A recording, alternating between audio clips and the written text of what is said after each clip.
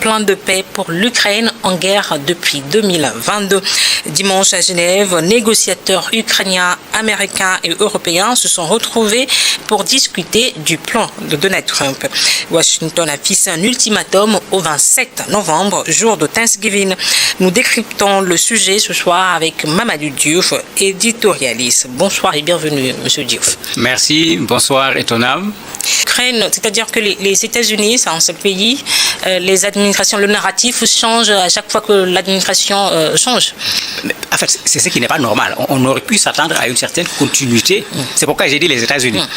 Parce que du temps de Biden, mais c'était le soutien militaire, matériel, humanitaire.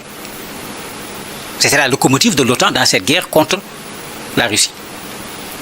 Quand Trump est arrivé, mais ça a été carrément le contraire. Il faut arrêter la guerre. Il avait même parlé de 24 heures. Il n'a pas réussi à le faire. On se rappelle son audience houleuse avec le président ukrainien où il lui dit « c'est toi qui ne veux pas de la fin de la guerre ». Mais ce qui était totalement insensé parce que c'est l'Ukraine qui subit la guerre. Ce n'est pas l'Ukraine qui a déclenché également la guerre. Quand on te dit c'est toi qui ne veux pas de la paix, ce n'est pas qu'il ne veut pas de la paix, mais ce qu'on lui propose, c'était de l'humiliation, c'était une capitulation pure et simple. Ce qu'il essaye de refuser, parce que de refuser, et il le dit clairement, il faut au moins qu'on en arrive à une sorte de paix des braves.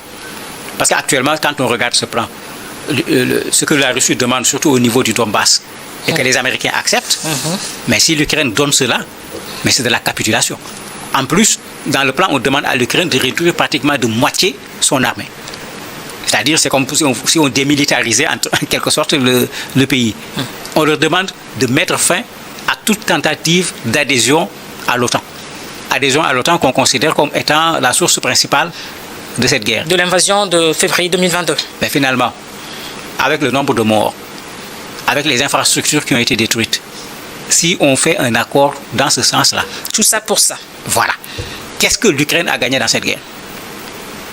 Mais ça va être grave.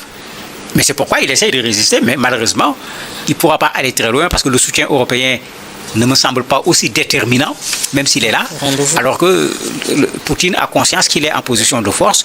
Vous ne le voyez pas trop discuter, même quand il s'est prononcé sur le plan, il dit tout simplement que ça lui semble être une base pour un accord de paix définitif. Monsieur Diouf, l'un des points les plus sensibles aussi, c'est l'amnistie générale proposée pour les crimes de guerre. Qu'en est-il concrètement? En fait, tout le monde sait que dans cette guerre, il y a eu des crimes. Qu'on se rappelle qu'à un certain moment, beaucoup de pays européens avaient même envoyé des spécialistes dans la zone, puisque quand on parle de crimes de guerre, il faut pouvoir le documenter. Puisque la CPI et autres, leur procès, c'est extrêmement compliqué. C'est facile d'accuser quelqu'un, mais faire condamner la personne devient beaucoup plus compliqué. Donc, à un certain moment, beaucoup de pays européens ont envoyé des spécialistes sur ces questions là-bas, qui sont allés effectivement pour prendre des preuves, pour documenter, pour que demain, quand les conditions le permettront, que des personnes puissent être traduites devant la justice internationale pour crimes de guerre, crimes contre l'humanité. Mais Poutine le sait très bien.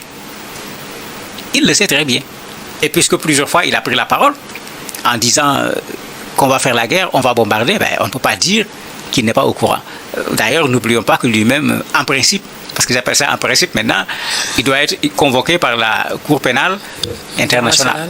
Bien qu'aujourd'hui, avec l'arrivée de Trump, c'est passé complètement de l'autre côté, puisqu'il voyage et il est reçu au lieu d'être attrapé et mis à la disposition de la CPI. Donc il y a tous ces éléments qui font que le président russe sait très bien que, avec ce qu'on appelle la compétence universelle aujourd'hui, n'importe lequel des soldats russes ou des administratifs russes qui, d'une façon ou d'une autre, ont pris part à ces crimes de guerre, il suffit qu'ils traversent la frontière russe, ils peuvent être non seulement arrêtés, mais jugés sur la base de la compétence universelle. Mais la guerre, c'est des deux côtés, même si c'est sur le sol ukrainien que le conflit se passe. Mais l'Ukraine aussi aurait eu à faire ces crimes de guerre. C'est clair que quand il y a guerre, on ne tire pas d'un côté et de l'autre, on reçoit. Mais quand vous regardez le travail qui a été fait, le travail a été fait plus dans le sens des crimes de guerre commis par la Russie que par les mercenaires qui sont avec les Russes. Parce qu'au niveau de l'Ukraine également, il y a des mercenaires. Mais ça a été plutôt fait du côté de la Russie parce que une bonne partie de cette opinion internationale s'est mise derrière l'Ukraine. Donc on n'est pas dans une CPI qui vient pour voir qui a fait des crimes, pour juger tout le monde, mais plutôt une CPI qu'on a utilisée à un certain moment également comme moyen de pression contre la Russie, quand on s'est rendu compte que les pressions politiques, les pressions diplomatiques, les pressions économiques n'avaient pas essoufflé Poutine comme cela avait été conçu. Alors, des dirigeants de l'Union européenne dénoncent un accord qui réduit l'Europe au rang de spectatrice assiégée. Quelle est la marge de manœuvre aujourd'hui pour les Européens? Mais il n'y a presque pas de marge de manœuvre. C'est pourquoi je parle de la méthode singulière de Trump. Rappelez-vous, quand il s'est décidé à résoudre ce problème, qu'est-ce qu'il a fait? Il s'est entretenu au téléphone avec le président russe. Et après, il a rendu compte au président ukrainien. Tu retires presque ton soutien à l'Ukraine. Donc l'Ukraine ne peut plus compter véritablement sur toi pour la guerre. Tu veux résoudre une guerre entre la Russie et l'Ukraine, tu t'adresses à la Russie et tu viens dire à l'Ukraine, bon, j'ai discuté avec eux, ils disent que ceci et cela, donc acceptez et puis on va obtenir la paix. C'est la même chose qui a été fait avec les Européens. Et ce n'est pas la première fois, parce qu'avec les autres accords, c'était la même chose. Drôle de manière de négocier la paix. Mais surtout dans une crise où ton pays a été partie prenante dans cette crise, en collaboration avec ces Européens qui aujourd'hui effectivement se fâchent parce qu'on les met complètement à l'écart avec la méthode Trump. C'est au dernier moment que Trump leur donne comme une sorte de note d'information alors qu'eux, ils veulent être impliqués dans la résolution parce que les Européens ont proposé également un plan de paix où certains pays volontaires même acceptent d'envoyer des soldats pour la garantie, parce que ça a toujours fait partie des problèmes. L'Ukraine demande une garantie parce que l'Ukraine dit, mais vous me demandez de faire un énorme sacrifice devant la Russie.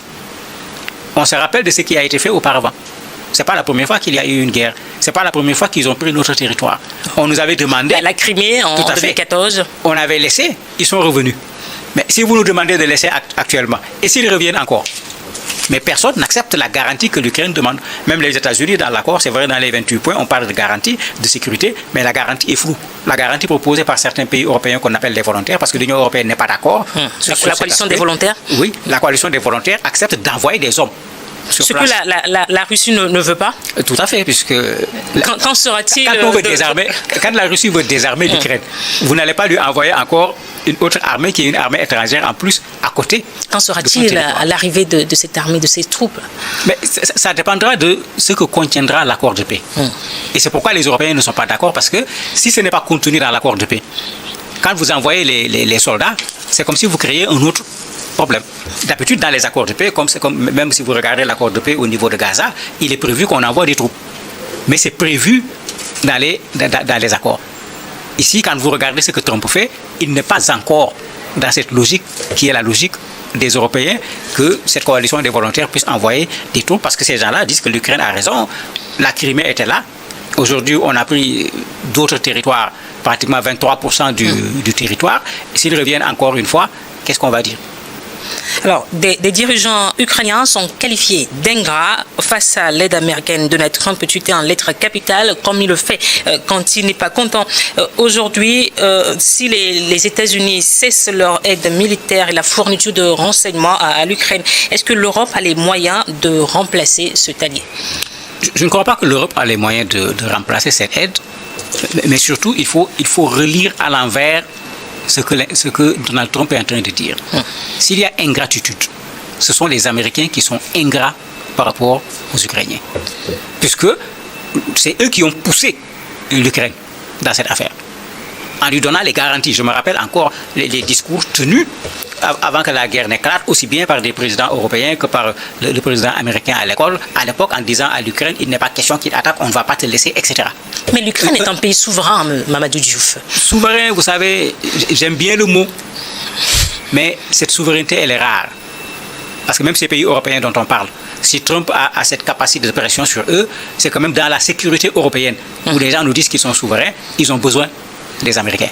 À plus forte raison, l'Ukraine, tout seul, en tant que pays. Donc c'est vrai, l'Ukraine est un pays souverain, mais il faut dire clairement que l'Ukraine a été poussée vers cette guerre. L'Ukraine a fait presque une guerre par procuration pour l'OTAN, pour pouvoir mettre en difficulté la Russie.